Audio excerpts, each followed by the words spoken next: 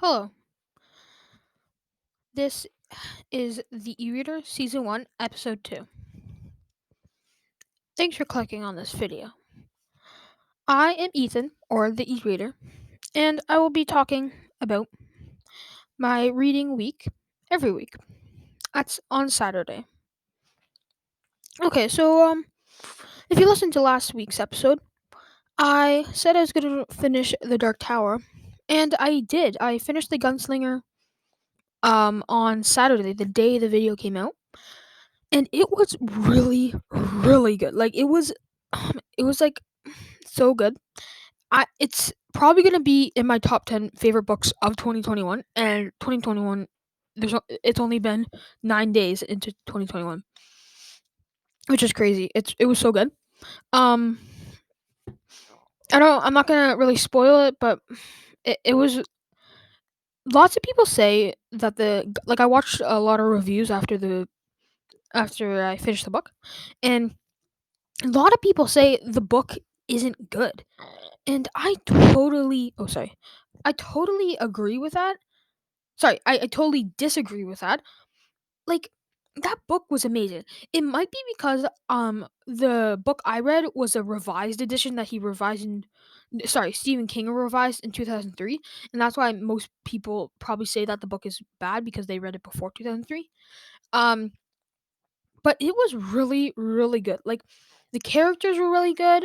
The flow of the story is really good, and I found the gunslinger, the main character, Roland, he was really well depth, and he was really like he was really three dimensional. He was a good character, and every few chapters they went back.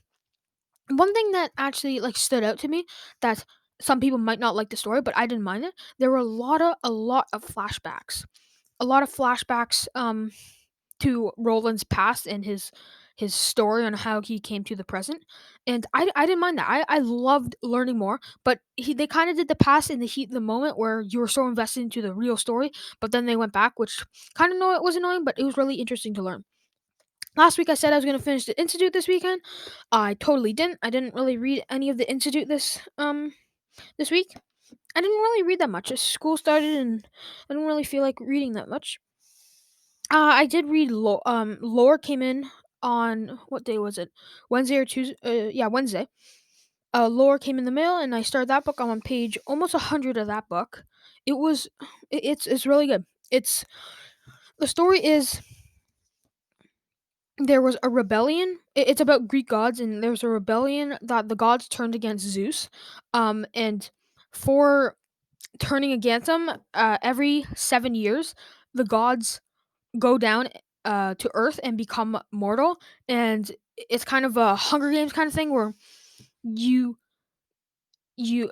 mortal people like citizens can kill the gods, and they become that god.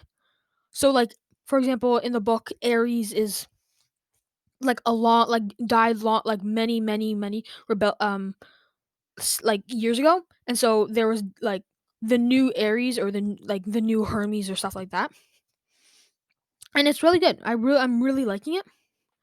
And that's pretty much all I have to say about my week. I didn't read that much. I don't know. I just didn't feel like reading. I did order book 2 and 3 of the Dark Tower series. They haven't came in yet, and it said they'll deliver today or tomorrow. Um, really excited to start that. I want to start the second book so badly because it ended on a kind of a cliffhanger. I really recommend reading the Dark Tower series or the first book because that's all I've read. But people say the second one's even better, so really excited to read that. Okay. Every episode of the e-reader podcast, I just want to do an extra thing on top of what I'm talking about. My week.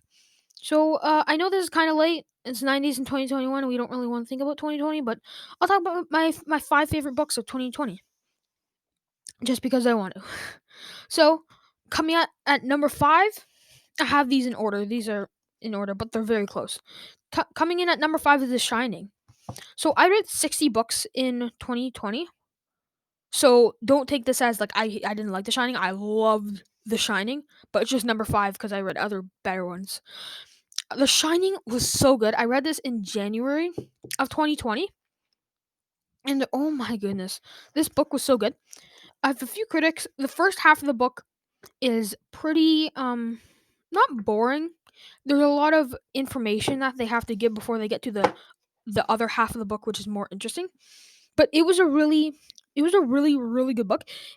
For some reason, it seems longer than it is. Like when you're reading, it seems longer than the book actually is, because it's only, what is this?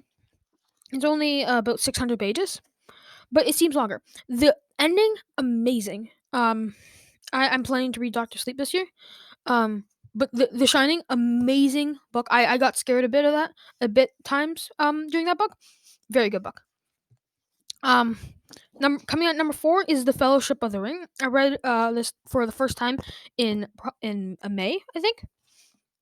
This book, like J.R. Tolkien is one of my favorite authors. This is my first time. This was my first time reading The Fellowship, and I'm rereading it now in like a book club that I'm doing.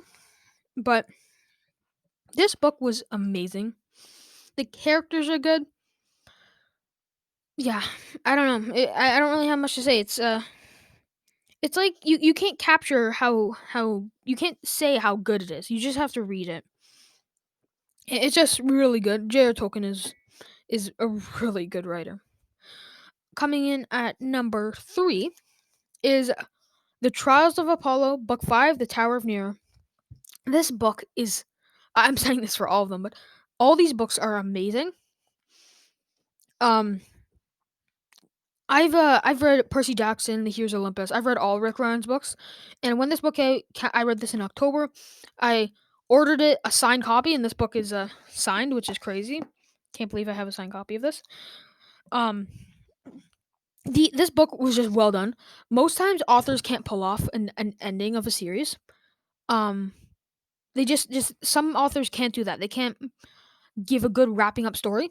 The last 3 chapters, or well, the whole book, but last 3 chapters were my favorite because they went back to the other characters. Like they went to Percy, because who was it?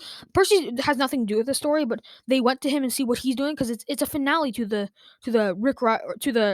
Camp Half Blood books, and it was amazing. The finale was amazing. We checked out with all our favorite characters and see what we had a sense of what they're gonna do in the future. Um, I'm not spoiling any of these books, but the fight scenes are amazing. The story, and I can't capture how good these books are, so you kind of just have to read them. But the Tower of Nero was amazing. Coming in at number 2 is Salem's Lot by Stephen King. I have 2 Stephen King books on my top 5, and this book, I like Salem's Lot more than Shining. That might be an unpopular opinion, or maybe not. But the Salem's Lot was so good. I found it flowed better than The Shining, and it was really scary. Well, not that scary. I it wasn't scary through the whole book, but there were really scary parts where I had to keep the light on. The characters were really good, and the only thing was I found the ending, the big fight scene at the end. Like every book has a really good fight scene.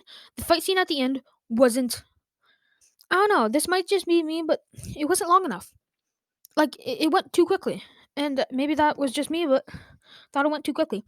The prologue fit really nicely with the epilogue. I think those two really went, because you read the prologue and you're like, how does this have to do with the story? And then you read the epilogue and you're like, whoa, that's really cool.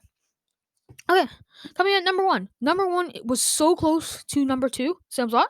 I couldn't pick which one went first, so I finally just picked this one. The Two Towers. The Lord of the Rings Part 2 by J.R. Tolkien. This book, wow, I read this in November or early December. This book was amazing. Um, sorry for saying that. I'm saying it for every book. But I have 2 Stephen King, 2 J.R. Tolkien. This, I can't really express how amazing this book was. Uh, it was interesting throughout the book. The parts with Gollum, I don't know if that's a spoiler. Sorry. The parts with Gollum in this book. So the parts with Gollum, at like the second half of the book, I loved reading those parts out loud. This I find Jared Tolkien's books are amazing read alouds. I think those were what he meant. Like I think of like a grandfather reading the book to grandsons or something, or grandkids, um around a fire or something. I don't know why I imagine that, but um it's a book that's supposed to be told out loud. I think, in my opinion, this book was amazing. My only complaint, which I think he did this on purpose, was that you're with half of the group for the first half of the book, and then you're with that other half of the book for the second half, and so you don't get to see how the first half characters, like how they end. You have to read the third book, which I will be getting to in 2021. I haven't read that yet. Um, but I I love Frodo so much. Sam is my favorite character. He's the best. I love what's her name? Pippin and Mary. They're hilarious. Um, Gandalf, always love him. Legolas and Gimli, I love their friendship. They're so funny. When they were at the battle, when they're battling against the orcs or goblins or whatever, um, they I loved how they were like, "I got 30, no, I got 40. I'm beating you by the kills." That was really fun. But that's all I got to say. These books were amazing. These were my highlights of the year. Reading all these books, among other things, but um, yeah, I will. I think that's all I got to say. Thanks for listening. This has been a kind of a longer video. Sorry about that. This has been the E-Reader Season 1, Episode 2. Thanks for listening. I'm Ethan, the E-Reader. This podcast has been edited and filmed by myself. Thanks for listening. See you next time.